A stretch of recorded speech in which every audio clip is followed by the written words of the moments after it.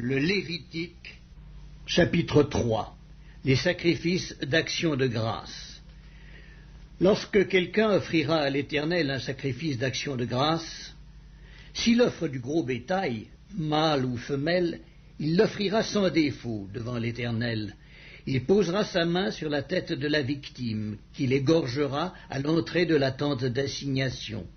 Et les sacrificateurs, fils d'Aaron, répandront le sang sur l'autel tout autour. De ce sacrifice d'action de grâce, il offrira en sacrifice consumé par le feu devant l'Éternel la graisse qui couvre les entrailles et toute celle qui est attachée, les 2 rognons et la graisse qui les entoure, qui couvre les flancs et le grand lobe du foie, qu'il détachera près des rognons.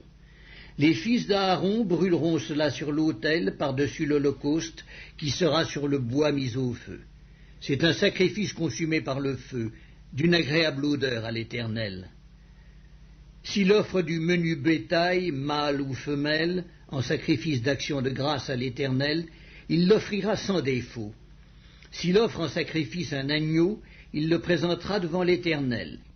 Il posera sa main sur la tête de la victime, qu'il égorgera devant la tente d'assignation, et les fils d'Aaron en répandront le sang sur l'autel tout autour.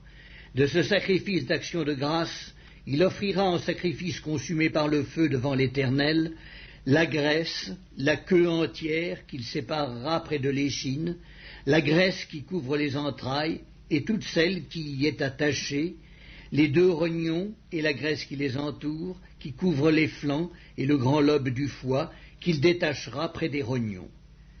Le sacrificateur brûlera cela sur l'autel. C'est l'aliment d'un sacrifice consumé par le feu devant l'Éternel. Si son offrande est une chèvre, il la présentera devant l'Éternel. Il posera sa main sur la tête de la victime, qu'il égorgera devant la tente d'assignation. Et les fils d'Aaron en répandront le sang sur l'autel tout autour. De la victime, il offrira en sacrifice consumé par le feu devant l'Éternel la graisse qui couvre les entrailles et toute celle qui y est attachée, les 2 rognons et la graisse qui les entoure, qui couvre les flancs, et le grand lobe du foie qu'il détachera près des rognons. Le sacrificateur brûlera cela sur l'autel. Toute la graisse est l'aliment d'un sacrifice consumé par le feu, d'une agréable odeur à l'Éternel.